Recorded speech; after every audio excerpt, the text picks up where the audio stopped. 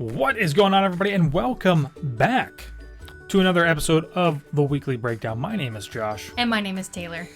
And it has been quite a while. It's been so long that... It's been a minute. We just spent like 20 minutes trying to figure out how to set this whole thing back up. And when I say we, I mean me. Well, because there's nothing I can do. Taylor was scrolling on Instagram. Maybe I was, maybe I wasn't. Yeah, so welcome back. Like I said, it's been forever. And this week, we really wanted to just jump right back into kind of where we probably didn't leave off, because I don't even know what I'm trying to say. Other than the fact that... we're going to pick up where we should have left off, basically. Yeah, that's a good way to put it. And this, from now on, should be every week coming to you guys and not sporadic. So... Yeah. We've gotten everything reset back up, and it should just be smooth sailing from here. Yeah, studio's reorganized. We got our whole system kind of figured out. It's just going to be making sure we have content, but we've got plenty of that. So that won't really be an issue. Shouldn't have any issues at all with content. We just got to make sure we set a time every week to sit down and record, basically. Yeah. So this week we are not going to jump right in, because I almost forgot all the sponsorship stuff. You see how long it's been since we've done this? It's been forever. So each and every week, the Weekly Breakdown is brought to you by Gold Gal Getaways. No matter the trip, whether you have small kids, big kids, or no kids at all, we do have agents who can help you plan your next vacation to Florida or any other destination around the world. And you can submit a quote in... that says the description. The show notes. Which is the show notes. And an agent will get back to you with a quote for more information. And speaking of, Taylor's cousin actually just booked a last-minute trip with one of our Gold Gal Getaway agents, and they got a fast pass. Hold on. Let me tell this story of what happened here. Okay, so my cousin Cass and her boyfriend Clint wanted to come down for spring break, which was literally right before all the parks closed. So they really lucked out. But anyway, she's a law student and she just needed a break, like an actual spring break. So she's like, I want to go to Disney World. I haven't been there in literally forever. So basically what happened was she messaged me and was like, how can I plan a trip in like a couple weeks? She's like, I want flights, I want parks, I want tickets, I want room, I want everything, like all one price so I can just pay for it and be done. And I was like, okay, well, if you go through Gold Gal Getaways, I can help you get set up with an agent, and they can pretty much do everything for you since you have no idea what to do. And she's like, that's perfect. She's like, what do I do? So I sent her the quote form. She filled it out. One of our agents got back to her really quickly. It was actually Randy, and she did an awesome job. She booked the vacation. She had flights and everything included. They came down from a Monday to a Friday or something. And you said this was last minute, right? This was last minute. This was a couple weeks in advance. This wasn't 6 months out. No. 3 months out. So now let me note that they didn't want to do any sit-down dining. They did all snacks and quick services. So they didn't have to worry about that. But they're also young adults, so they really didn't care a whole lot about sitting down and eating. They just wanted to do everything. So she ended up getting them fast passes same day. They were in Animal Kingdom, and she texted my cousin and was like, hey, I got you flight of passage for whatever time. And she's like, you've got to be kidding me. So they got to ride flight of passage on the same day during spring break, and also opening week of Flower and Garden Festival. It was crazy. Pretty cool. They also got to do Tower of Terror, Rock and Roller Coaster. We did Test Track. We did Single Rider. I met up with them one day. But anyway, they ended up having an awesome trip right before the parks closed because their travel agent literally went above and beyond for them. And that's a really nice thing about a travel agent is, you're in the parks, and if you need something, even if you don't need something, sometimes they do go above and beyond what they actually have to or need to do for you. So yeah, definitely some high points about having a travel agent. Big plug for Gold Gal Getaways. Yeah. Of course. Yeah, all the agents are awesome. We have not heard really anything bad at all about any of the agents. Everybody's been awesome. Pretty good. And as always, the podcast is also brought to you by JTR Media. This is our little side hustle. Josh still does not really know what to call it, but it's essentially our video business. Yeah, I mean, it's basically video production, I guess. Yeah. We've done several videos now for families. We've done a couple for friends. Hopefully still shooting a wedding in May, but if not, we haven't heard anything about that not going through. Yeah. And that's Disney Fairy Tale Wedding. We have another one that's why. in September or August, which is really cool. I'm super excited and very nervous for.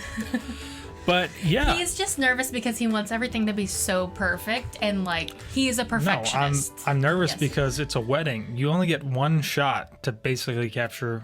Don't some undersell of the most yourself. Things, you know, you're really good at it, and there's 2 of us, so you get 2 videographers whenever this happens. So we've got 2 chances to get everything for the most part.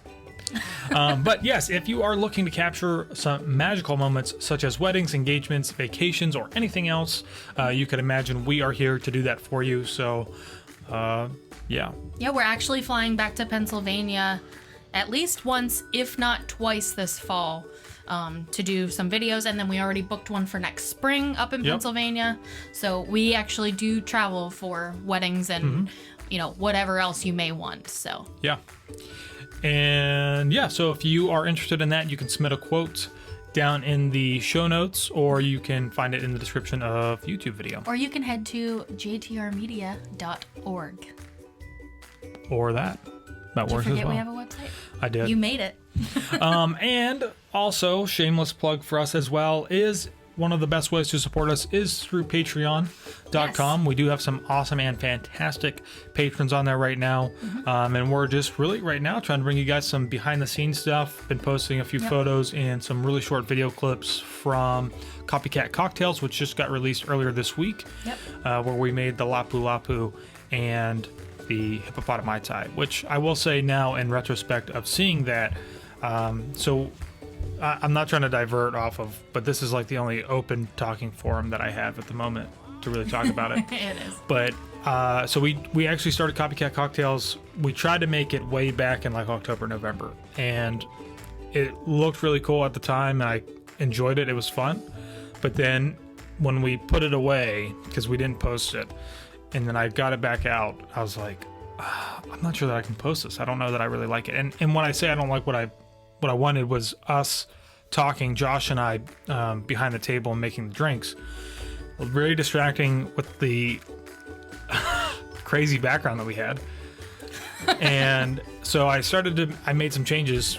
And this week's episode, I also now don't like again, because I was trying to go for a plain black background, which worked pretty well, but now it's lacking a lot of detail and interest. So it's a work in progress, and if you guys haven't seen it already, we're just basically trying to show you guys how to make drinks at home with some basic ingredients, basic alcohols that you can buy locally. You don't have to go spend an arm and a leg to buy top shelf stuff. So be on the lookout for those. Give us some comments down below and some feedback. I would love it, and even if it's harsh, that's okay, because I can take it. So Alrighty then. Next on our little list. Oh wait, sorry, I I got diverted there. The whole point of that entire story was just that I have been posting behind the scenes of Copycat Cocktails to our Patreon, so that our patrons, so they can see that stuff. So if you would be interested in, we're not telling you to do it. You're not getting to see anything that you normally wouldn't see on the YouTube channel. It's just a little bit more behind the scenes and interactions with us. So. Yeah, just so that we can show our patrons that we appreciate them for helping basically sponsor our channel. Not that we don't appreciate everybody who No, we do. We definitely do. But it's just a little bit extra that we're giving them. So, exactly. Yeah, because they're giving us a little bit extra as well. So you will never have to pay to watch our videos on YouTube. And somebody, I guess, misunderstood that the other day and basically threw a fit in a comment about it. And everybody that responded to it was like, no, you don't understand. Yeah, all their videos will always be free. This is just a little something extra that we're doing. Trust me, we don't have time to make videos that I guess are worth paying for. Like that production quality? At least not right now. Not for YouTube, anyway. I'm gonna work on short films. Oh boy. Yeah, he already started one. So. Alright. Moving on, enough of rambling. Okay, well, the next thing is about our Disney Fantasy Group cruise. That's the next group cruise we have coming up, and We bring this up because we just want to make sure that you know about it, and we're also going to be talking about our first group cruise that we went on today. But the next one will be on the Disney Fantasy in August of 2020 from the 25th to the 23rd. It's like a 3-night cruise out of Port Canaveral here in Florida. It is a short cruise, but it has one stop at Castaway Cay, which will be awesome. I love sea days and I love Castaway Cay, so even though this is a short cruise, it's still going to be awesome. It'll be cool. So yeah, we already have quite a few people booked already, but we would definitely love if you could join us as well. If you've never been on a Disney cruise, this would be a good way to get your feet wet with that. Or if you've never been on a cruise at all, do a short one. Yep. We always say do a long one first, but if you are really apprehensive about it, here's a good opportunity for you to do a short one. Exactly. And we'll have some group activities too. So we do have a form in the show notes that you can submit to join us on the group cruise. And do you want to talk about the next one? Or do you want me to talk about it? I'll talk about it.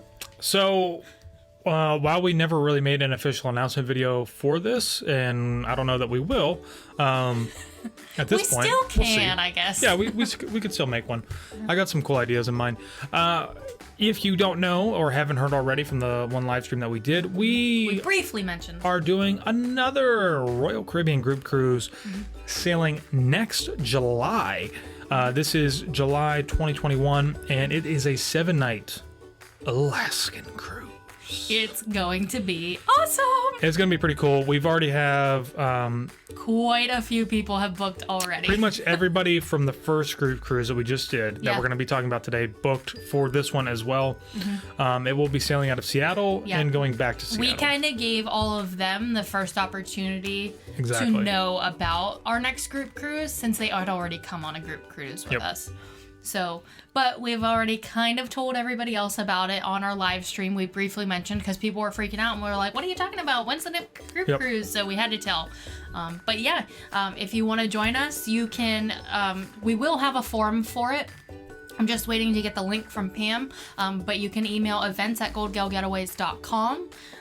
And tell them that you want to go on the 7-night Alaskan group cruise in July 2021 with the WDW Couple. Make sure you give as much information about you and your family members as you can, so it will be an easier process of booking. That is until we have the form link for you.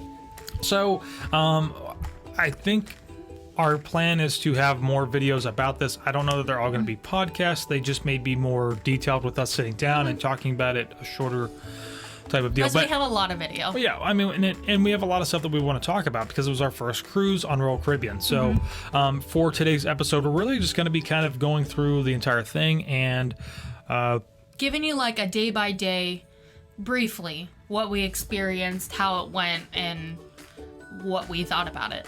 Yeah. So this might be a longer episode, might be a shorter episode. We'll just have to wait and see what happens. We really don't know how it's going to go. But our outline is so vague. It could go one way or the other. We're just letting it roll. All right, but basically we're just gonna start with day one, and so basically the boarding process is the first thing you have to go through when you get on a cruise. So obviously you already have your cruise booked; it's all already paid for, and you are ready to go. So the best part of honestly, okay, so we've done a couple Disney cruises. We've done 4 Disney cruises. Now we've done from Royal Caribbean. This was the best boarding process we've experienced so far. I would agree with that. Yeah, especially with parking included in that. With parking being included in that. And that's, I found that to be a little surprising, especially since Disney has their very own port. Yeah, they have their own terminal. Port Canaveral. That's what I mean. They have their own terminal at Port Canaveral. And I thought that was kind of smooth, I mean, I definitely liked it better than what we did in Miami. And it is special that Disney has their own. It is. And I liked Port Canaveral better than what I liked in Miami. Yes. I did not like Miami at all, but this was so smooth. It was crazy how smooth it was. And I don't know if that's because in the past, when we try to do Disney cruises in Port Canaveral, we try to get there really early because we want to try to be some of the first people on the ship, but this was we pulled into the port. You pay as soon as you get in there to park. If you're parking at the port, you don't have to, but for our purposes, we did. And it was so easy to find a spot to park. Yep. First thing, I feel like we have a tough time when we go over to Disney. We have a hard Yes, time. like you're going around and around and around trying to find a spot. And then as soon as you get your stuff, it's like there's not a lot of confusion. I feel like sometimes there's confusion with Disney stuff for us, which is like, where do we take our bags at? Yes. How far do we take our bags? Where are the porters at? Where do we stand in line to wait to get in the terminal? Exactly. And this was awesome because, and we talked a little bit about it in the video that we posted from Embarkation Day, but it was crazy. We parked and we literally walked our bags right over to the escalator. We walked our bags Escalator. over to the elevator. We went right down to the elevator and the port guys were right there.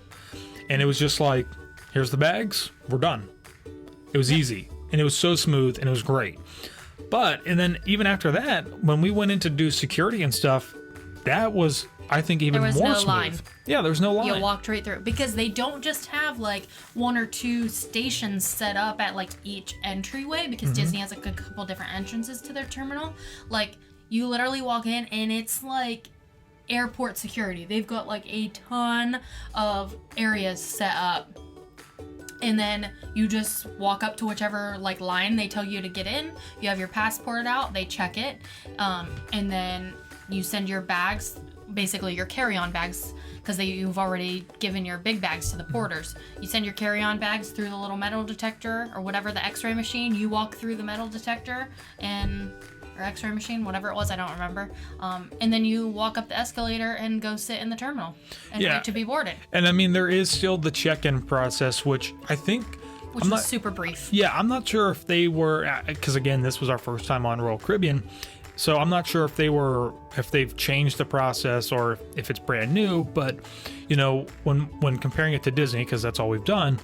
Disney is you still have to then go and get into another line and then wait in that line to then go see somebody to actually do the check-in and get your cards and things like that. We were able to do the entire check-in basically through the app or online. And when we got there, it was literally, I think we spoke to somebody for like less than 30 seconds. We didn't even go up to a desk. It was somebody with an iPad. And they took our photo right there. And on the iPad. And then and that was like it. That was it. It was literally like 30 seconds. We walked over to another guy. He gave us our boarding group number. And then we went and sat down and waited to get on the ship. Until they started boarding. Because with Royal Caribbean, they don't print out your Sea Pass right there at the port. It's already at your room. Yes. So basically, you don't have to worry about having that to get on the ship because they check your picture whenever you get on the ship. Yeah, and I think if some people might be like, well, the cards are already outside your door. What if somebody else comes by and takes them? I mean, if it happens, it happens. You just go back down to guest services, I guess. Yeah. They'll give you new cards, and they'll deactivate the old ones. But it was super nice. And the other thing about that too is that the boarding pass is right on your phone. Yep. So that's how you get on the ship. Right. So once they call your boarding group and you go up to where they basically scan your ticket, like if it was Disney, you would scan your key to the world card. Here they just scan the app and you walk right on. And it's super smooth. It was really nice. Not much anxiety at all. I feel like I've had anxiety in the past, and I don't know if I was just I gotta maintain my chill. Had anxiety in the past. He has anxiety on every vacation we go on for the first day. But just stressing about how it's gonna go. But this was not that bad. I felt like I did not have that much stress about it whenever we were doing this, and I don't know if that's because we were with the group, and I was like, I gotta maintain my chill. He's right. He actually was only stressed up until we parked. Once we parked and got rid of our bags, he was totally fine, which I was really surprised about. And I think it was just because I was just so surprised at how great it was. Smooth it went. Yeah, tell me about it. So then we got on the ship. So when we got on the ship, we basically just started walking around the ship. When the ship is open and you're able to board, you can pretty much go do whatever you want. You can go eat. If the flow rider's open, you can do that. If the slides are open, you can do that. But we actually went basically right to the Rising Tides bar. But it was something I really wanted to do, so we got on the Rising Tides bar and we rode it up to the, basically, where does it go to? It goes from the promenade to Central Park.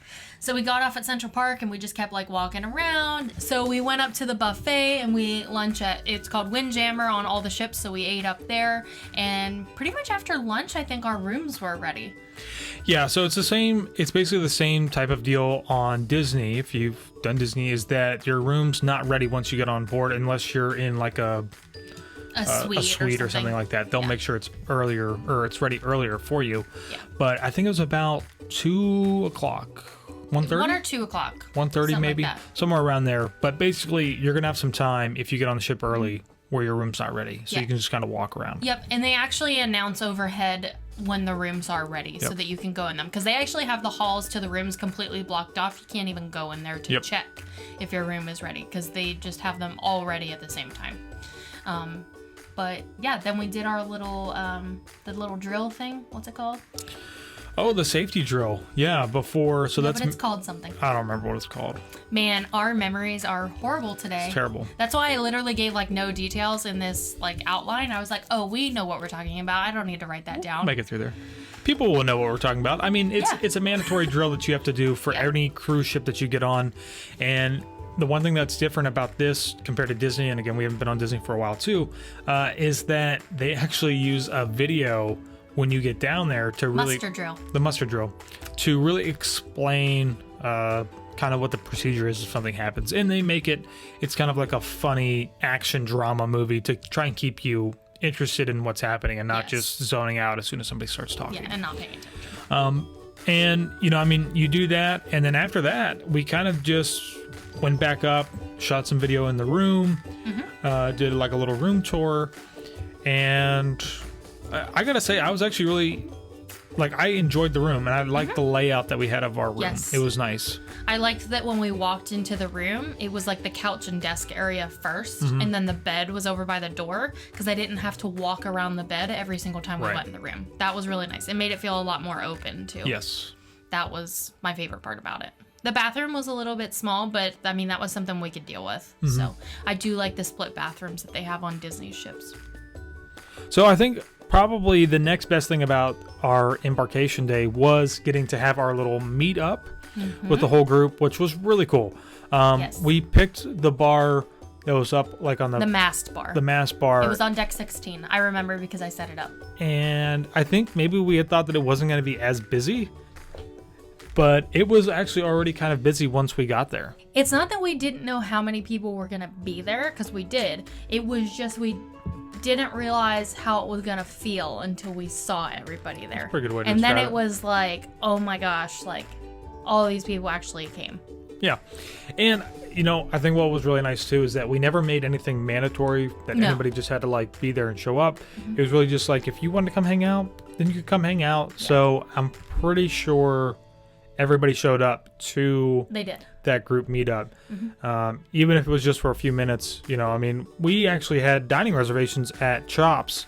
And that was the biggest mistake we could have made. Yeah, not even thinking about we had the meetup, and sometimes people don't always show up right at that time. Yeah. And of course it was like people want to chat and talk, which is great too, and we wanted to stay and chat as well. But then I was like, oh crap, but we made that reservation for Chops at 5 o'clock. Yeah, so we had to, I think it was at 6. Or 6, whatever time it was. 5 or 6, whatever, anyway. So we left the meet and greet and the sail away party kind of early, because we had to run to the room to change, because we wanted to wear our group shirts to the meetup and then change in the room and then go to dinner. So next time, I think we will either not do a reservation dinner on the first night. Yep. And just go eat wherever. That's a good idea. Or if we do a reservation dinner, it'll just have to be later. Right. And we picked a later time to meet up because we didn't know what time everybody was exactly getting on the ship. And that is something that we could have asked beforehand, but we didn't want to pressure anybody into needing to be at the terminal earlier than whatever they might normally be doing or anything like that. So we just picked basically a later time when we knew everybody would be on the ship. And we still thought it would be cool for everybody to meet up when the ship was sailing away. Yeah. So that way people had time to explore the ship and everything else. So get settled in their rooms. But it was pretty cool. It was really cool to see everybody there who came out, basically took the cruise so that, when they wanted to come hang out, they could come hang out. And we had a good time. Make new friends. It was pretty awesome. So we basically we all got to briefly meet on the first night. Yeah. And I kind of remembered everybody's names after the first night, at least who I actually really talked to. I didn't remember a single person's name. He does now. I mean, like, I remembered names, but I could not go back up and put those names to people's faces. I recognize everybody's faces, but names I couldn't get. So to do it, I kept trying to call everybody by their name every time I talked to them so that I remembered. Just because it was easy for everybody to know who we were, because that's kind of why they went on the cruise. But like, and like to kind of remember each other, because like people started making friends and stuff. But like for us, we had to now learn we knew everybody that was coming on, we just didn't really know all their faces. So it was like trying to remember like who's who, and it was really hard because like learning basically 26 people's names was like, what? It's kind of tough, especially to do in like an hour. But after, I think by like the third day, I knew everybody's names. Yeah. And I was trying to quiz Josh on it, and he's like, please don't. But we definitely know everybody's names now. Yeah. So, yeah, anyway. But it was fun. Yeah, after our little meetup, we did go to dinner at Chops, and we're really not going to talk about that because we did a dining review of it. So if you want to hear how Chops went, make sure you get on our YouTube channel and watch our Chops dining review. The only thing I'll say about it is just that it is a specialty restaurant. It's not included, and it does cost an additional charge. It's a what restaurant? It's a specialty restaurant. Oh. I didn't know what you said there. And if you want to eat there, you can either pay at the door, you can book it in advance, sometimes get a discount, or you can book it online, or you can do the dining package as well. Yep. So, but yeah, we did that, and then we went to one of our favorite things to do at any point in time, whether it's on a ship or in the Disney parks, is silent disco. And it was awesome. It was pretty cool. It was in the attic, which is kind of like in the club casino area. The casino is always completely separate, so it doesn't smell like smoke or anything down there, just so you're aware. But it's kind of near that area, so just for referencing. And what a perfect time to then meet up with those same people that you just met earlier by pretending that you can dance when you can't. Yeah, exactly. And also, if you don't know what a silent disco is, I know we've talked about it before, because we've done them before. You basically wear big headphones like these, and they have different channels on them. So they're like Bluetooth headphones, and you can switch channels and listen to the different DJs' music that they're playing. And so there's no music on outside, so it's like crickets, basically. Everything's right here in the headphones. And everything's in your headphones. So if you're singing out loud and somebody doesn't have headphones on, like they literally just hear you singing. They just hear your pitchy voice. But it was awesome. And honestly, it was almost a little awkward at first because we still really didn't know each other that well. It's fun. But we really did not care. It was awesome. Yeah. Dancing the night away, basically. Yeah, so I guess we'll move into day number 2, which is, it was a sea day. Basically, we were on our way to St. Martin. We went to St. Martin first, yeah. So we had 2 sea days before that. And this is kind of basically when we started planning most of the group activities if you wanted to come and hang out, and none of it, again, was an additional charge to anybody. It was just come hang out if you want. If you don't want to, that's fine too. Go do whatever you want. You know, it's also your vacation. It doesn't have to, it's not revolving just around us. So yeah, and I like hanging out in a group, so like I thoroughly enjoyed doing all these activities. Yeah. So that's why like I planned a bunch of stuff. So it was like, if Josh didn't want to hang out with me, I had somebody to hang out with. Because sometimes he does like to go off and do like his own thing or take a nap or sit in a hot tub or something. So yeah. But we started the day off with hitting up some of the hot tubs, which was nice, and I think breakfast. We did have breakfast which in the we did solarium. in the solarium. That's the adult only area basically, and it was pretty good. You know, pretty standard kind of a little buffet up there as well, and nice thing about Royal Caribbean is that they've got a ton of hot tubs all over the place. Yes, so they do. We sat in the Infinity Edge hot tubs, which were really nice. So those aren't in the adult-only area, but they're right near the doors to it. And it was so early in the morning, like we were the only people in there, and it was really nice. And I mean, if you're looking to hang out in the hot tubs, like I just said, there's a bunch of them all over the place. There's 3 of them in the adult area. There's 2 Infinity ones, and there's more back by the more like family 3 areas. in the adult-only ones? I thought there was Yeah, there's 2 at the top, and right. then that There's one 3. in the Okay. middle. So, but yeah, so then basically after that, we went and we met up with everybody to go do some fun stuff like the water slides and the flow rider. Yeah. So the slides were pretty crazy. They were. They don't look as intense as they actually are. There's 2 body slides that are like through tubes, and then there's another body slide. They all start like at the same platform, but the other body slide's like it's like a toilet bowl. A toilet bowl? A toilet bowl? A toilet bowl. It's like a royal flush, I think is what they call it. Is that what they call it? It's still like a flush from the toilet. Yeah, basically. But I think that one was actually my favorite because it was my goal to see how many times I can get around Josh the bowl went around the most.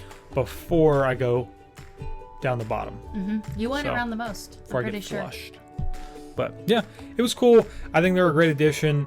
It's nice to have something that adults can do comparing to, again, back to Disney. I think it's nice to have something than just one water slide. Because that line at Disney on Disney ships can get pretty long, especially on the sea days. And these lines can get long as well. I mean, there's a lot more people on the ship, but there's also a lot more to do. there's a lot more to do. So, and it was a lot of fun. And then we went over to The flow rider. And guess what? Nobody wanted to do it.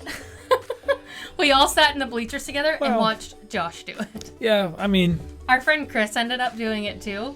But he didn't come in his swim trunks, so he ended up running back to the room to change to then do it. and a little tip that I'll add, because I'm sure we'll probably end up talking more about a lot of the activities that you can do on board at a later point. So I don't want to dive too deep into this, but Flow Rider was great. But one thing to take note of is that if you've never done it before, but you are somewhat skilled, like maybe you've snowboarded or you've skateboarded or surfed or something like that, they have 2 different sides. One side is for standing and people obviously Like that are a little bit more experienced. And then the other side is for beginners or intermediates or whatever if you've never done it before. If you've done something similar to that before, you can go to the experience side and let them know that. And they'll basically, you'll have to do what you do on the beginner side, which is just show that you can ride it Boogie board, basically. Boogie board, like on your stomach and then up onto your knees, and then they'll give you a wristband to do the standing stuff. We didn't know that, so we stood in a really long line with a bunch of little kids. Yeah, on the other side to do that, which was still fun. I mean, I was doing sit-ups on my back on the board and not going anywhere, which was cool, but something that you don't necessarily have to do. If we would have known that, we would have went right over to the experience side and waited in line with like 2 other people. 2 people instead of the 10 kids that were there. And so you do have to go to the desk. There's a desk, and you do have to sign up and just sign that, like, there's a waiver, I believe. You know, you're not going to sue them if you get hurt. But it was cool and a lot of fun. There's a lot of wipeouts that were pretty funny. Basically, everybody was recording in slow-mo on their phones for when Josh would fall. Yeah. So we have a lot of those. I mean, granted, that is like the best part of Flow Rider. Yeah, like, it you was just sit there and hilarious. just watch people eat it all day long. Yeah, that's funny. So yeah, we went down to the boardwalk to get some hot dogs for lunch at the hot dog stand. I forget what it's called, actually. I did get a cool picture of my hot dog, though, at the hot dog stand. So they had other things that they had, like all beef hot dogs. They had like some kind of sausages and like, what did you get? I got an all beef. They hot basically dog. had all beef bratwurst and then like a chicken sausage, and like maybe a pork sausage or something like that. They had a little bit of a variety, so it wasn't just hot dogs. Yeah, and they had toppings too. They had like sauerkraut, onions, peppers. Yeah. All kinds of stuff like that. And if you know, one thing that's nice about Royal Caribbean that we were kind of starting to notice already is that they do have a lot of venues that you can go to and eat at that are still included, and are more fast food like. Yes. So it's very quick. You just go up. It literally takes you like less than 2 minutes to get what you want. Now, one thing I will say about it though is that there wasn't a lot of places to like stand or sit. No, it was kind of like grab and go and Right. keep walking. And we type were thing. there at like the lunch rush time. Yeah, we were. So, but they were good. I liked them. Yes, I thought they it was were good good variety. hot dogs. Good addition. So we walked right out and went to the Bionic bar. That was our first visit to the Bionic bar. So we went there a lot during this trip, and so did basically everybody else in our group. And because it's awesome. It's like the coolest place to go Yeah, to. there's one on the Ovation of the Seas for our Alaskan cruise, so we'll definitely be there. We are getting a drink package next time because Josh was like, we don't need a drink package. And we ended up drinking enough that a drink package would have been worth it. So I'm like, we're not doing this again. So I would rather pay for it and not use it enough than not get it and do what we did this time. Okay. So, because if you buy it in advance, it's a little bit more discounted. So, Right. Anyway, so we went to the Bionic bar, and if you don't know what a Bionic bar is, it's basically 2 robots that make drinks for you. There's all kinds of alcohol up on the top. They've got like a juice and soda machine that they like get the soda and the ice and everything out of. They can shake, they can mix and stir and all that stuff. But you order off of an iPad, and then that iPad transfers over to the robots, and then they make your drink, and you can actually see what process your drink is in, because like you watch them right in front of you make your drinks. You can name your drink. If you don't know how to make a drink, you can actually just pick ones that they have made for you, and you just pick those, but it still makes it in front of you. It's just like a pre-designed drink, I guess. And then you get your drinks, and they're really good. Yeah, it's a cool place, and I think another thing that's really nice about it too is that it's in the promenade area, and I don't think we've got this on the list, but every so often during the day, or maybe once a day, or however it works, I'm not exactly sure because we only saw it one time, but they'll do like a parade that goes through the promenade, and then even at night they'll do like little shows out in the promenade area, so you're kind of like right there, and that's what's really nice is the location of that. Now, it's not the only bar that's in the promenade, but we did do like a little bar crawl through the promenade, and I think that's probably that was like my favorite place to hang out because just of its location. It's not right in the middle. Yeah. It's kind of away. So if you want to get your drink and stand up and kind of go stand at the edge, you can watch what's happening. If you don't want to, then you can just go a little bit deeper into the bar area and sit. Yes, I love the Bionic bar. But when we were leaving the Bionic bar, I was on my phone on the Royal Caribbean app, and I was checking to see what else there might be going on in the afternoon, because we had quite some time until we had to go to dinner that evening. So I really didn't want to go back out to the pools because we had already done a bunch of that stuff during the day. But I also didn't want to go back to the room and sit because Josh was like, I want to take a nap. I was like, I'm not taking a nap. I'm not wasting my precious cruise time taking a nap. So, because I like to do activities.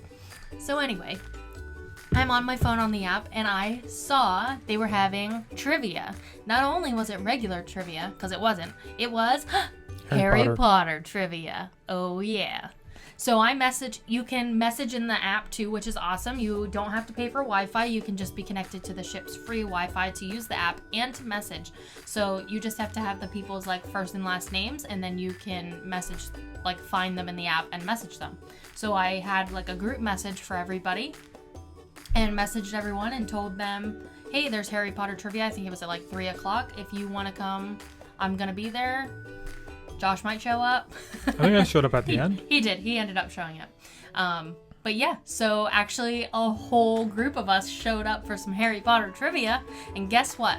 We didn't win.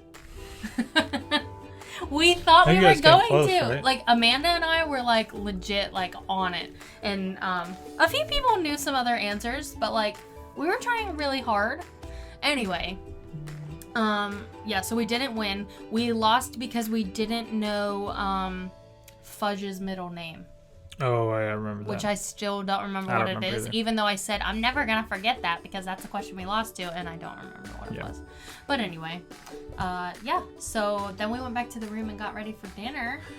And we went to Jamie's, which there will be a dining review to follow. We actually met a guy on the ship. He wasn't part of our group. He saw us recording and was like asking us like, oh, do you have like a vlog or whatever? And we were like, oh yeah, like, you know, this WDW Couple.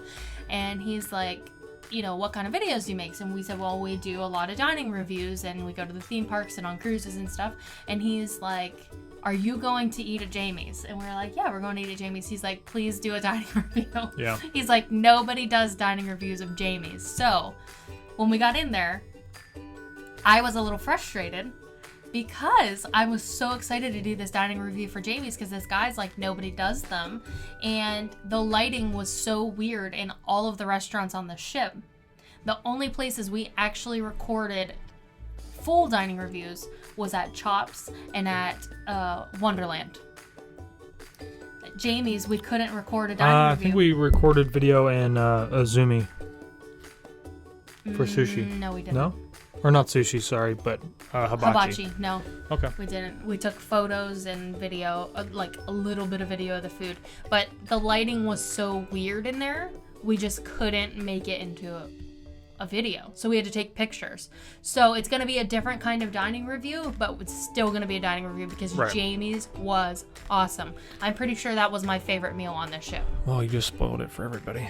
Well, come watch the dining review because you have no idea what we even had unless you watch the video. That's true. There's that. Yeah, so after that, we went to the show, and the show for us that night, they have multiple shows going on every night. Mm-hmm. But the show that we went to that night was the ice skating show, which I found to be extremely confusing. Yet, yeah, the story was a little weird. Yet it was still very artful and entertaining. Yes. But it was just... I was having a really hard time following it. And I don't know if that's because I was focusing on also trying to shoot video of the show a little bit. No, because I talked to... So Kate, Zach, Todd, and Deb sat behind us. And I turned around and was talking to them. And they were like, no, this was like a little weird. But it's cool. and I think something that I've really enjoyed about Royal Caribbean is that it's not just entertainment in the main theater. It is entertainment for several different things. Mm-hmm. The Aqua Show, which we'll talk a little bit about that as well, to here in the ice rink, to in the actual main theater, which I don't know if that we... Oh, yeah. We saw Grease in there, but then they also do, comedians or singers in person or blah, blah, blah, Elvis guy. So, which we'll talk about next in the next day. Because after that, we basically went back and we went to bed. Mm-hmm. And... Day 3, we just got up, and I told Taylor I wanted to go and see if I could see the sunrise, which wasn't really great because we basically had cloudiness every day. So Josh does this thing where if he thinks I'm not going to want to do something, he's going to be like, hey, I'm going to do this, and doesn't ask me if I want to go. And so, well, I just assume that if you want to go, then you'll just be like, okay, well, I'm going to come too. But he doesn't say like, hey, would you want to go? Like, he's just like, hey, I'm going to do this. Like, I'll see ya. And I'm like, hey, I want to go watch the sunrise too, you brat. So I ended up meeting him in the solarium because he already left without me. And listen, I can't risk waiting for Taylor if I've got to be there by a certain time. I am prompt. Oh, okay. I am always prompt. I am never late for anything. If I am, I have a good reason. Don't even give me that crap. Anyways, we went down and we watched the sunrise, which wasn't a real sunrise because, it was cloudy. I mean, we got saw the sunrise. We got it rising above the clouds after it actually came up over the horizon. Yeah, but it was still cool. So, it was cool. Again, I think we ate in the solarium for breakfast, or did we go someplace else? That just says sunrise from solarium. No. We went to Windjammer because Taylor and I split ways. I was going to go do video, and she went to take a nap. And then I couldn't get a hold of her, so I went to Windjammer to eat with Chris and Sarah, I'm pretty sure.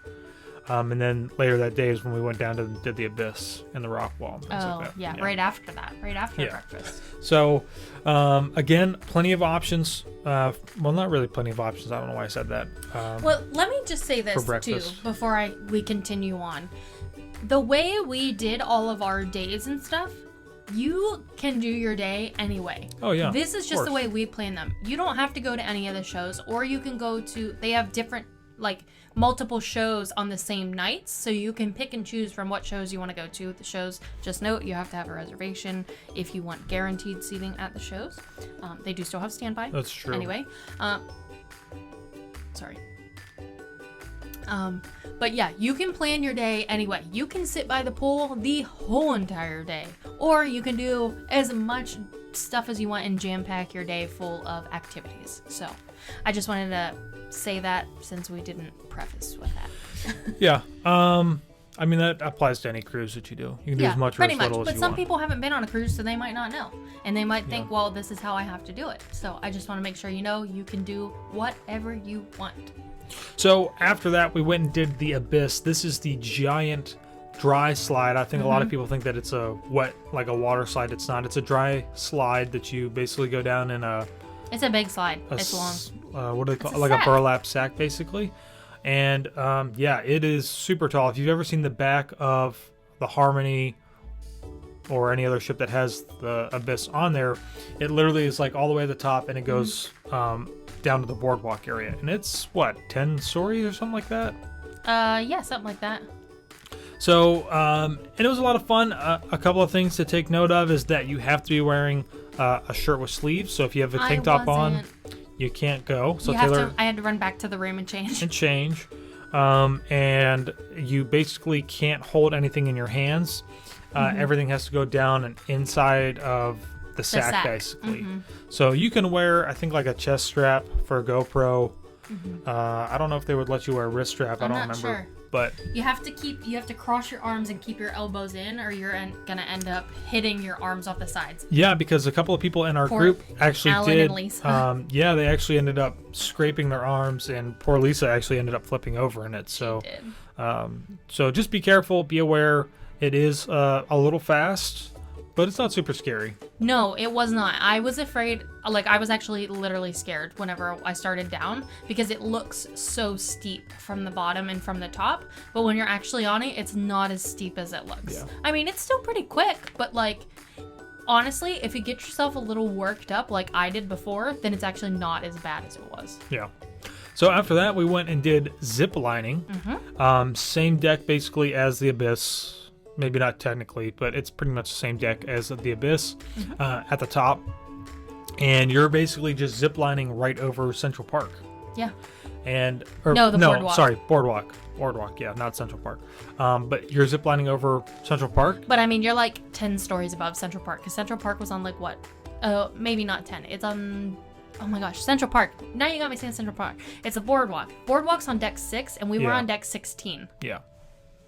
And it's not a super long zip line, so if you're kind of like not sure if you want to do it or not, I would say definitely try it. It's definitely a good zip line to try if you've never done one before, because it's super short. I was really high.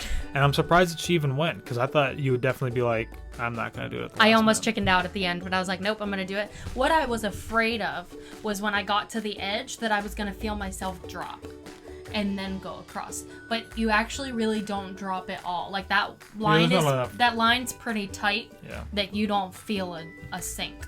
So you just, when you let go, it just goes whoop, straight across, and then you're done. And I think pretty much everybody went. I tried to get video of everybody as best as I could, but because of where the end's at and how much standing room there is, and of course there's always a bunch of other people there, I didn't get as much video as I would have liked. But it was still cool. It was still fun. You can say that you've done a zip line on a cruise ship 10 stories above the deck, the bottom deck. That was my first zip line ever. Yeah, it was cool. Then some of us rode the Abyss back down, and we went to the rock wall. Yeah, I did not do that. I just took the elevator. You had the bag. Yeah. But yeah, so then we went to the rock wall, and if you don't know, obviously they've got a rock wall, and it's pretty high too. It goes, it's what, probably it would be like deck 8 up to like deck 15 or 14, because it doesn't go quite up to where the Abyss is at, but it doesn't start at the boardwalk area.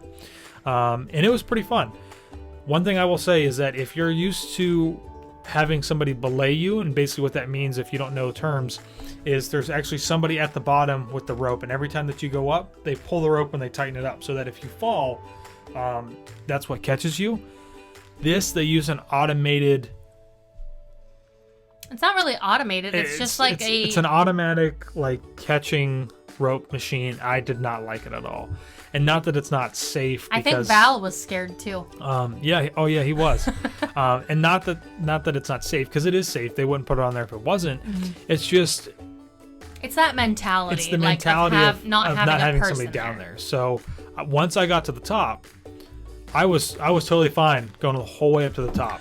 But it was basically like once I got to the top, it was this like, I don't know if I can just let go, because I'm looking back and there's nobody there to catch me. I'm literally relying on just this piece of machine right here to automatically catch me if I fall. And I mean, eventually I let go and it caught me and I was fine. Val tried climbing back down.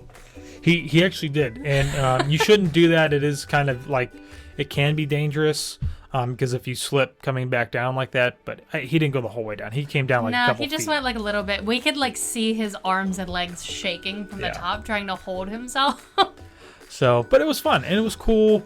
I think it's a great addition to the ship, just because it just adds more variety. There's more stuff to do for anybody who's interested in things like that. So yeah, it was really cool.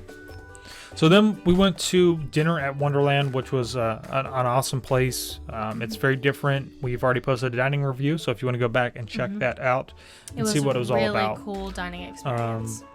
Themed to Alice in Wonderland a little bit, obviously, from the name. But some interesting thing, we did find out that there was an earthquake in the Caribbean area, and Taylor was like, oh my gosh. I felt my stomach sink. They issued a tsunami warning on the off chance that there might be one, but luckily where we were at, we weren't in port, we were out in the middle of the ocean, and where it was at, it was actually on the other side of like Cuba, I think, I think so. It was basically like there was land in between us and where it was at, so we were totally fine. And if something like that happens when you're on the ship, just try to remain calm if you find out about it. Technology is so advanced these days with those cruise ships that they've got ways of getting around certain things. Not necessarily around that, but. And then we went to the Elvis show, didn't we? That was the Elvis show. I think so. Yeah. I think that was the same night. I was actually a little unsure about the Elvis show. He wanted to cancel. Because I didn't know whether or not I was actually going to really like it. But it ended up being pretty good. I mean, the guy he's a pretty good Elvis impersonator. Good. I honestly will say I probably wouldn't go to another Elvis show like that again. I mean, once I've done it, I wouldn't go back. One time was good. Like if we went, so the one in Alaska, if there was an Elvis show, I'd probably be like, I think I'm going to skip this one. We can skip that night. Yeah. But he was still pretty good. It was interesting. Yeah. And we ended up back at the Bionic Bar again with the group, which was cool. Yeah, we was just hanging out. Left the Elvis show and everybody's like, oh well, I don't really know what we're doing, and then we're walking through the promenade. So where the theater's on one end and the Bionic Bar is on the other end. So we're walking down through the promenade because our room was on the back of the ship, and we're like, wait a second, don't we know all those people? And so half of our group was sitting in there and we're like, okay, we're going to the Bionic Bar. Yeah. And it was fun. It was just, again, it was nice to first off, know people.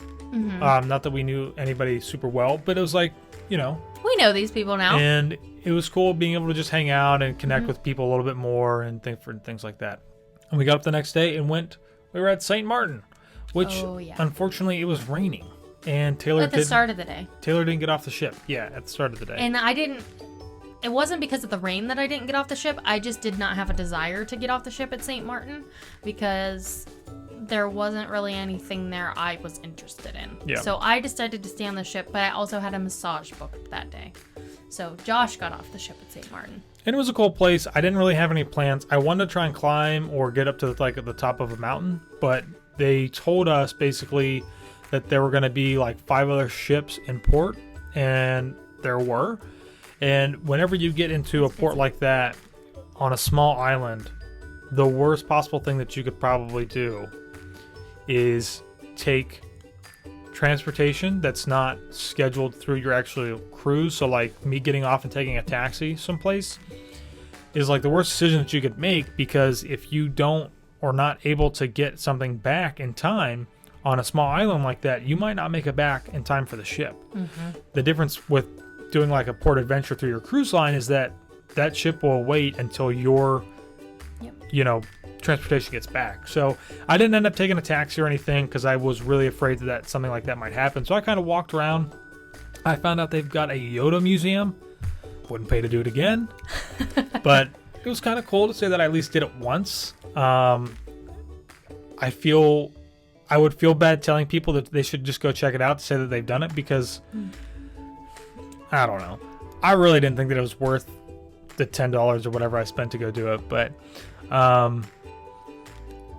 the other nice thing about St. Martin was that the beach is like right there. You can literally just walk right to the beach if you want to go and have that kind of like beach day and just relax. Water was nice and warm, and then I flew the drone around a little bit, and it was cool. And it was, I think I did buy like 2 shirts, 2 button-ups. Yeah, you did. I'm not even sure where those are at. They're in your closet. Oh, I they hung are? them up. Yeah. Oh, okay. Cool. We decided that on this day, it would be the day that we would go and try and eat in the main dining room.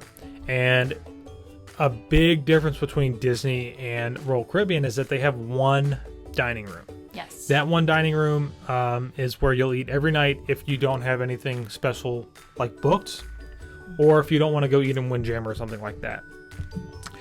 And we were going to do a dining review in there, and it was a total and complete disaster. I think this was probably the biggest disappointment about the Royal Caribbean cruise. The service was awful. We didn't even have our appetizers, and they were clearing the entrees off of one of the tables right next to us. That had been seated like basically the same time that we had been seated. And it was just, it was not good. Did we stay the entire way through? Yeah, I think so. We did get entrees. I don't think we got dessert, right? We left. I can't remember. It was not good. Service was terrible.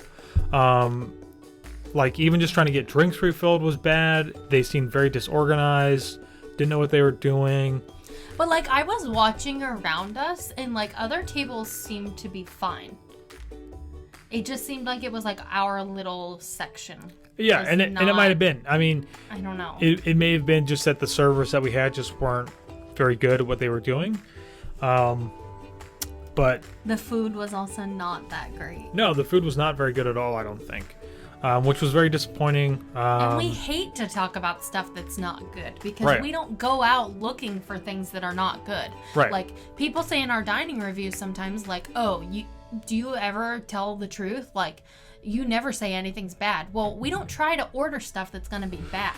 Yeah. Like, we want good food. We don't want to go out and pay for something that's not good. And the other thing is, too, is, I mean, like, we had asked in the group if everybody else had been enjoying their dinner at the main dining room, if they'd eaten there.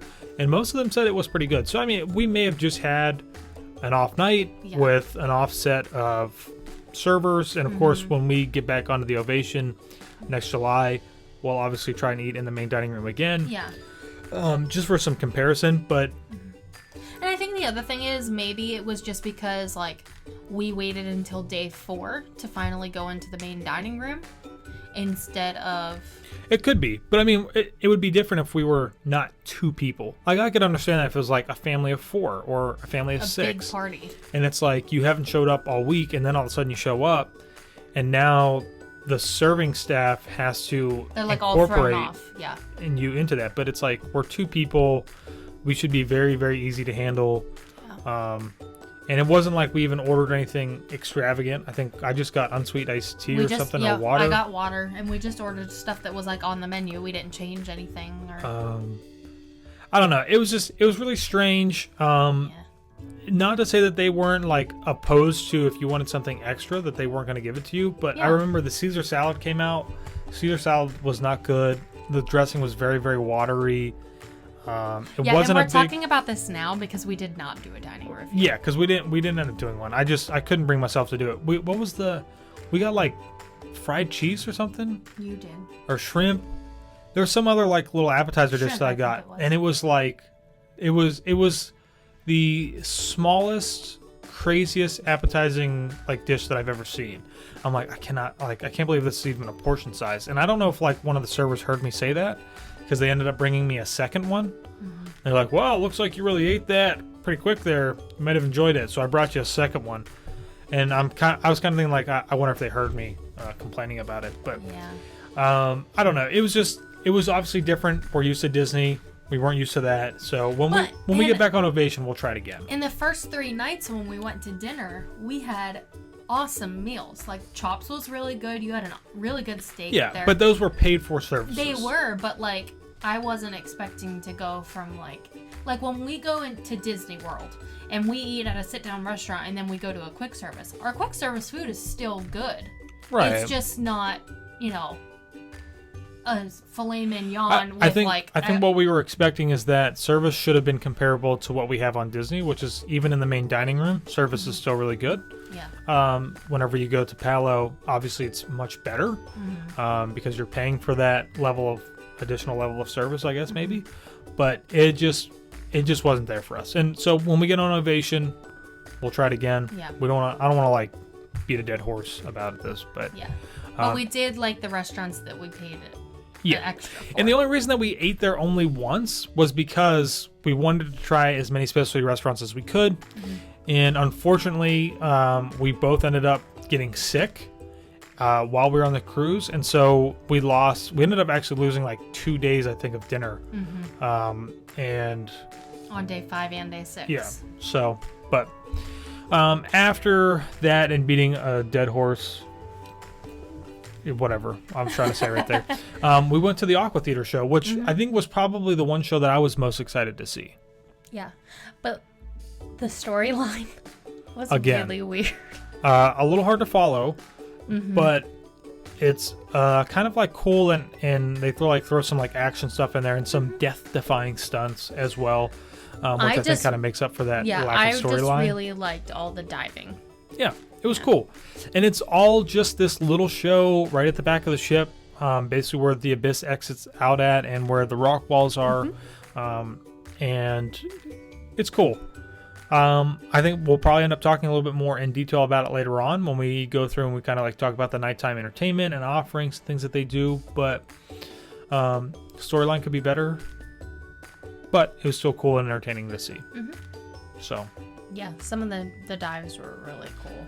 Yeah. I was sitting next to Sharon at that show, and her and I were both like, oh my god, did you see that? Yeah. Especially when you see where they dive off from and how high up they are. It's quite high. It was pretty crazy. Yeah. So. But after the Aqua show, we did the Harmony of the Seas bar crawl. And it was really cool. It was. We had a good old time. We started at the Schooner Bar, because there's a schooner bar on every Royal Caribbean ship, so we figured we'd just start there. And then, so obviously, to do a bar crawl, you have a group of people, so we had our group, everybody that wanted to come on the bar crawl, which was like quite a few of us. There was 20-some of us that ended up doing it. Almost everybody. We took up a big portion of the bars. So we did Schooner Bar first, and then we went to, what's that? Boleros? Something like that. And then it's like more of like the Hispanic like bar with tequila. Then which one did we do next? Did we do the Rising Tides or did we do... We went to Bionic Bar. And then we went to Rising Tides. Then we went back to Bionic Bar. Oh, so we went back to Bionic Bar. Yeah, so we went to Bionic Bar because we love Bionic Bar. And then we did the Rising Tides bar because it literally worked out perfect that like everybody was clearing out in the promenade and like it's also starting to get late. Yeah, so the Rising Tides bar had just come down and everybody that was on it got off and I was like, let's go. So we literally all went and got on it and took up like a corner of it, but it was perfect because like barely but anybody else even came and got on and there were still tables in there. Yeah. So that was cool doing the bar. So we actually went up and back down because nobody really came and got on. Right. And then we went back to the Bionic Bar, I guess, but I don't really remember going there. It was cool. You know, I think we did. Maybe we didn't. But, you know, there are a lot of bars on Harmony of the Seas. There's a lot right there in the promenade area. And then, of course, you've got like the pool bar. There's bars downstairs, upstairs, like the clubs, everywhere. Yeah. So there's a lot to choose from, and we really didn't even. We were just like, hey, it'd be cool if we just kind of like hopped around and tried a few things. Just wing it. But And it's also, we had such a big group of people. Like, if it would have just been the two of us, we probably could have gone to more places. Yeah. But by the time, like, we all get in there and sit down, we all get our drinks, and then we drink them, like, we have to move to the next bar. right, because it took a long time. Waiting for the drinks is what took the longest. Yep. So. Yeah, and then after that we went to bed, and the next day we were in San Juan, Puerto Rico. San Juan's my favorite place, and that was when I started to get sick. So I didn't Taylor started really to feel get it. to do what I wanted to do.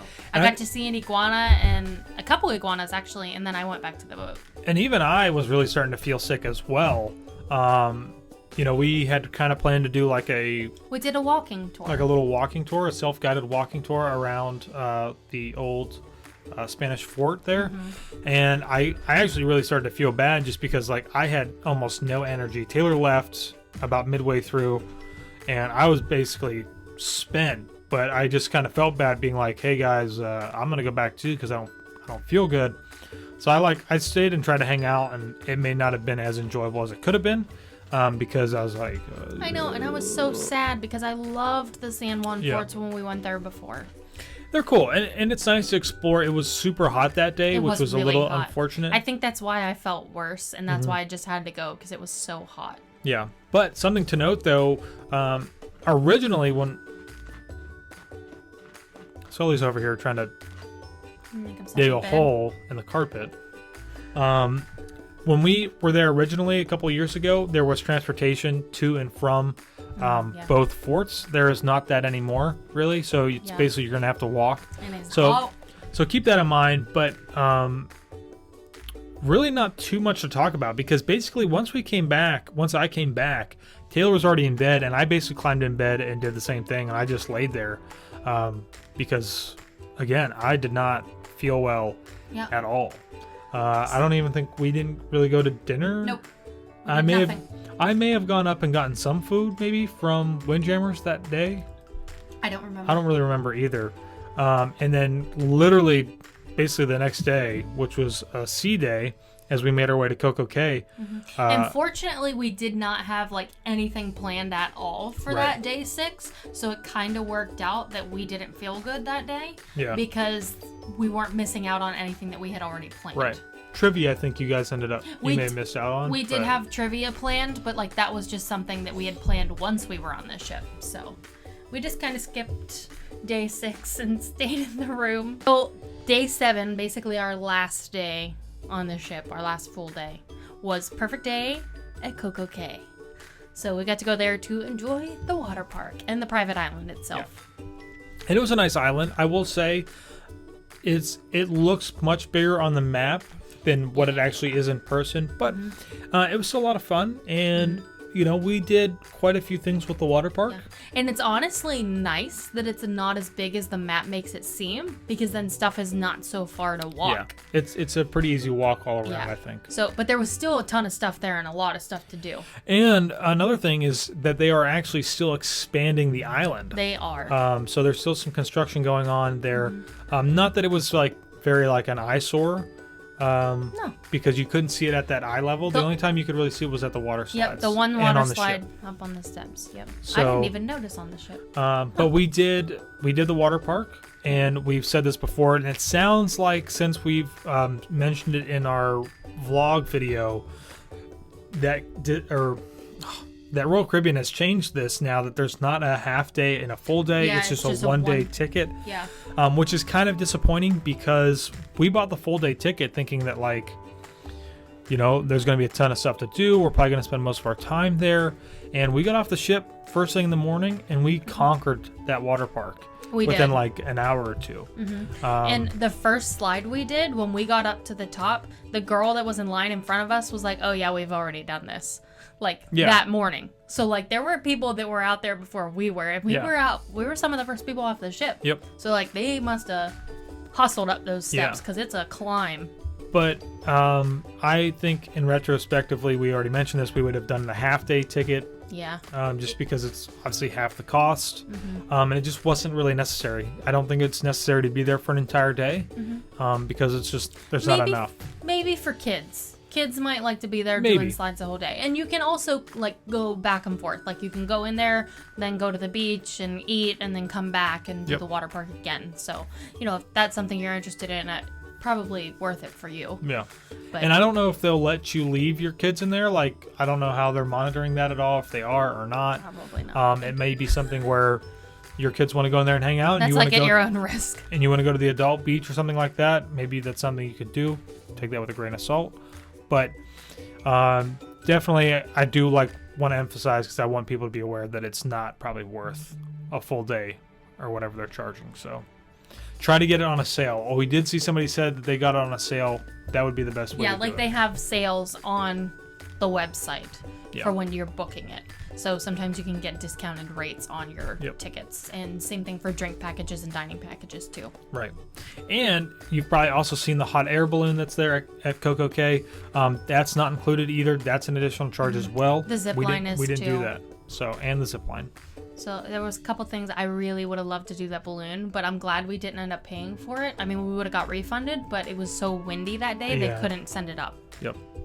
But I mean, it was still a nice island. I mean, it's very comparable for lunch. They do the same thing basically at Disney. Yeah. On Disney's Island, which is kind of like a barbecue themed. Somebody said they had tacos up there too. They did have tacos, and I didn't even see that. I didn't see that either till after we finished eating, which I was kind of disappointed because I would have liked to gotten some tacos, something a little different.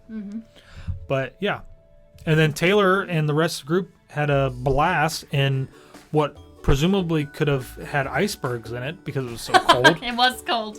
They hung out in the pool. Yeah. They have a huge pool area on the island, and there's a swim-up bar in there. Now, this is not adult only, but let me tell you what, I think I saw one kid in that pool the whole entire time. I think it was too cold. Yeah, well, we were all drinking, so we were having a good time. You didn't feel it. Oh, I felt it. I was frozen, but it was still fun. A huge conga line. Everybody was drinking the whole time. Todd led that conga line like a champ. He did. He got it going, and it actually turned out a bunch of other people from other groups ended up joining us. So yeah, it was hilarious. It was funny. I didn't get in the water. I stayed out. I was like, He put his feet in for like a hot minute at one point. But. No, I mean, actually, what I enjoyed doing was I walked around while they were hanging out in the pool. I got some B-roll footage of the island, but there was an area where there were just a bunch of iguanas hanging out, and you could get up. Some of them, they were letting you get up really close to them and actually touch them and pet them. Basically, I wouldn't recommend that you do that because at the end of the day, they're still wild animals, and they still could attack you. Definitely still cool to take pictures and videos of, though. Yeah, but I got some really cool photos of them. I haven't posted them to my Instagram yet. I was actually editing a few of them yesterday. Not when this it's beside the point. Anyways, but yeah, I mean, it was cool. They've also have some wild chickens running around on there, and I didn't see any cats. I didn't see any cats either. But there are still other things that you can do, like snorkeling. They just opened up. I think it was literally the week after we were there. They opened up a private area, or was it that week that we were there? We were the first people to go we were to the first South people? Beach, where the we South went. Beach.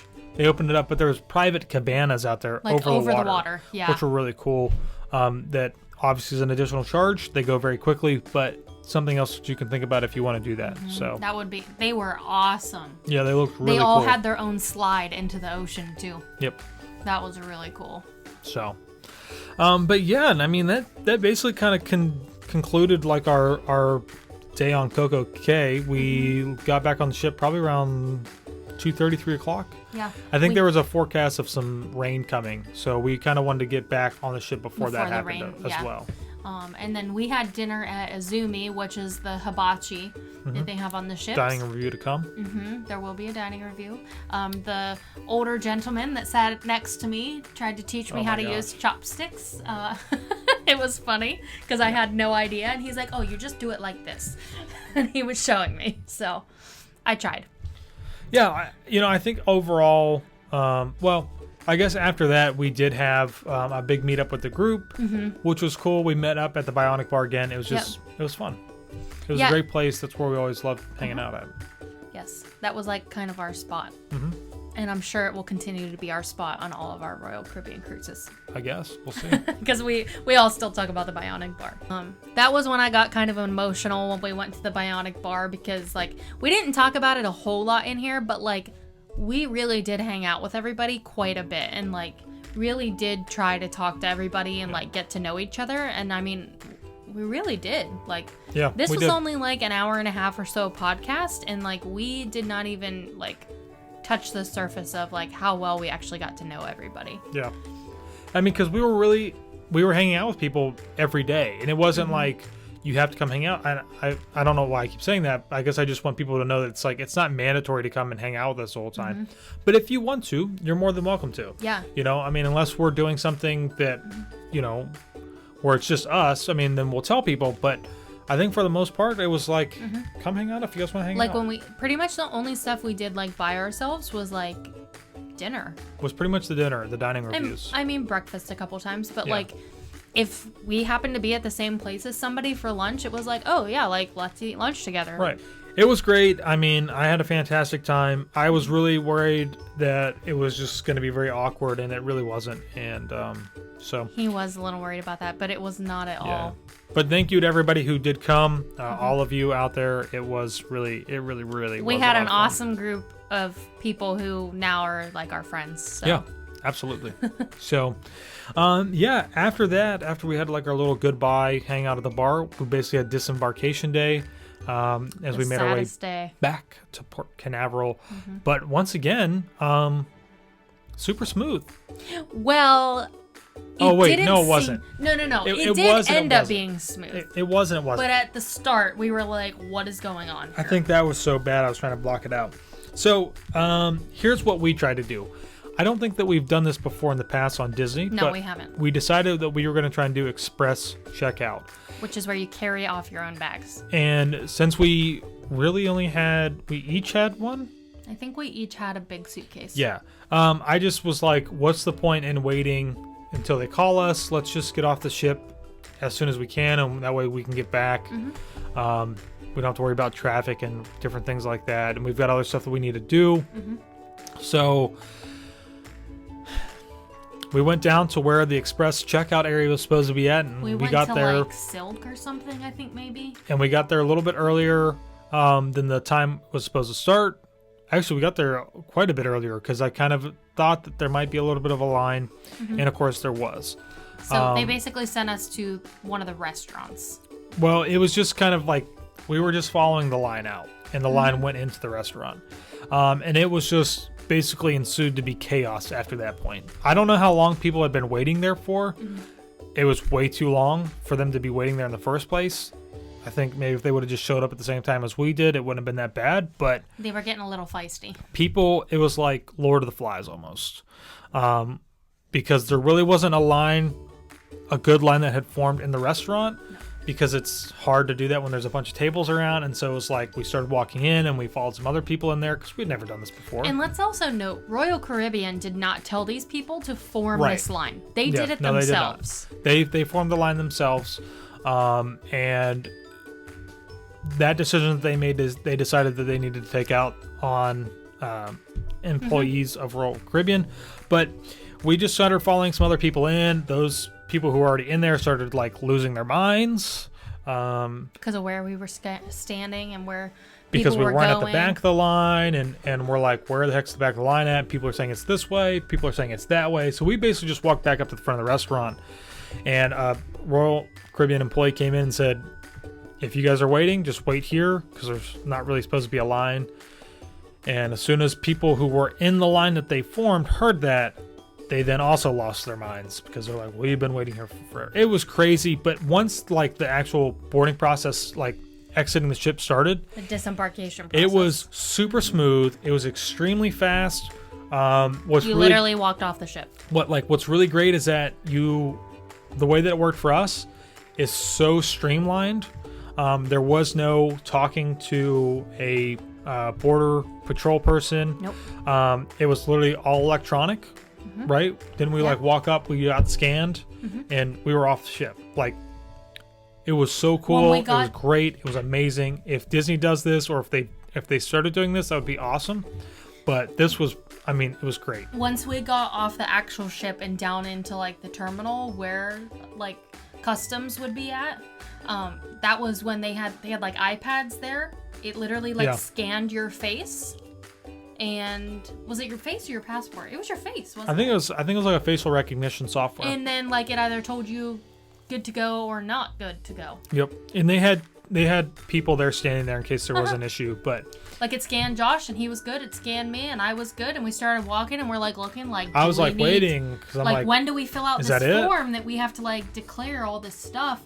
And the ladies are like, no, go ahead. Yeah. You're good. Go ahead. And we're like, oh, okay. Yeah, it was cool. And then we went and got in the car and we left. So, final thoughts? It was overall was a really good cruise. Yeah, I know this podcast was somewhat Long and in order of our days, and somewhat maybe chaotic, and of course we'll have some more videos talking about what we really liked about it. But I think two things that I would change just from this one experience. Number one would be the dining room service, just because it is okay, but in the our main dining experience was not good. And number two is a really tough thing that you have to deal with coming from Disney is that the TV in your room does not have anything included for you to watch besides like a couple of television stations. Yeah. And I think that's one of the most difficult things to adapt to, because it's so nice being able to just turn on a Disney movie. It doesn't cost you anything extra. Yep. Here you have to pay for those movies. Yep. But a workaround for that is our friend Chris actually brought his own, basically like a little hard drive computer thing that he could just plug right into the back of the TV through the USB or through the HDMI. I mean, you could bring your Apple TV too if you have like the Wi-Fi package. And watch movies that way. But it's just something to note that it would be nice if maybe Royal Caribbean could have some type of deal worked out with somebody. We turned on some really weird stuff when we went to sleep at night. It was just strange, like stuff we would documentary have never stuff turned on before. But yeah. So two things. Those are two things that I think I would like to see that were different. But those are like pretty. I mean, the dining room is kind of big, but like the TV thing's like a minimal. Yeah, thing. they're minuscule things. Overall, it was a fantastic cruise. We're doing our third group cruise on Royal Caribbean, and I think that says a lot that we're going on Royal Caribbean again. Yeah. And it's not just because of the price difference with Disney. I mean, that is a huge factor, but we also had such a good time, and everybody else enjoyed it too. Right. So, all right. Obviously, they enjoyed it because they're coming back. That's true. We're so excited. So, yeah. Thanks for joining in and listening on this extremely long podcast this week, an hour and a half or so. And, let us know down in the comments below or somewhere. Shoot us an email, whatever you want to do. What you thought. Have you sailed on Royal Caribbean before? What do you like? What don't you like? Thinking about maybe doing that Alaskan cruise? Hopefully so. It's pretty cool. I think you're going to have a great time. We're going to have a great time, and it's going to be a lot of fun. So. And that's a weekly breakdown.